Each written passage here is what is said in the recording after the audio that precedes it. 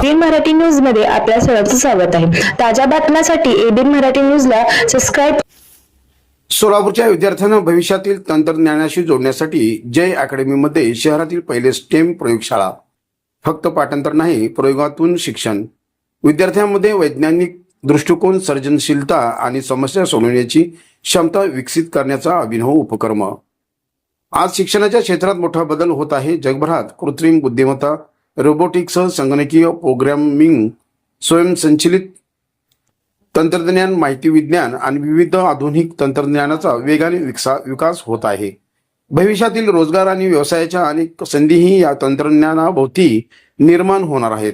अशा परिस्थितीत विद्यार्थ्यांनी केवळ पाठ्यपुस्तकातील धडे आणि परीक्षेतील गुण यापुरते मर्यादित न राहता प्रश्न विचारणे, प्रयोग करणे, समस्या समजून घेणे, स्वतः उपाय शोधणे आणि नवीन कल्पना प्रत्यक्षात आणणे शिकणे आवश्यक आहे। याच विचारातून जय अकॅडमीमध्ये शहरातील पहिले स्टेम प्रयोगशाळा सुरू करण्याची संकल्पना पुढे आली आहे। स्टेम प्रयोगशाळेचा उद्देश विद्यार्थ्यांना केवळ प्रयोग शिकवणे नाही, तर विचार करण्याची, प्रश्न विचारण्याची, समस्या सोडवण्याची आणि नवीन काहीतरी निर्माण करण्याची सवय लावणे हा आहे। जय अकॅडमी स्टेम प्रयोगशाळा आजच्या विद्यार्थ्यांना उद्याच्या भविष्याशी जोडणारा अभिनव उपक्रम, अशी माहिती प्राध्यापक रतनलाल अग्रवाल यांनी दिली। नमस्कार, मी प्राध्यापक रतनलाल अग्रवाल, जय अकॅडमी सोलापूर इथून आहे।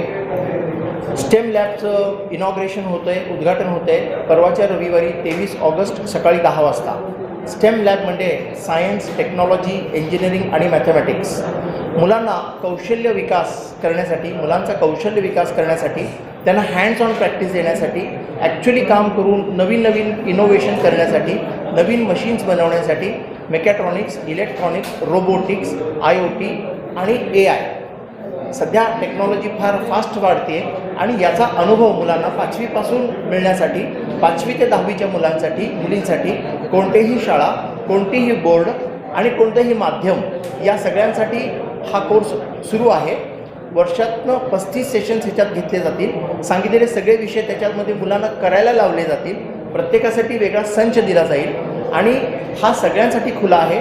परवा रविवारी ओपनिंग झाल्यानंतर ॲडमिशन प्रोसिजर सुरू होईल आणि सर्व पालकांना, सर्व विद्यार्थ्यांना, सोलापुरातील तमाम नागरिकांना आम्ही अशी आवाहन करतो की ही जी संधी सोलापूरच्या मुलांना मिळालेली आहे त्याच्यासाठी तुम्ही संधी करावी आणि ही संधी घेऊन तुम्ही तुमच्या मुलांना हे एक चांगलं गिफ्ट तुमच्या मुलांना घेऊन द्यावं असं पालकांना आवाहन करतो।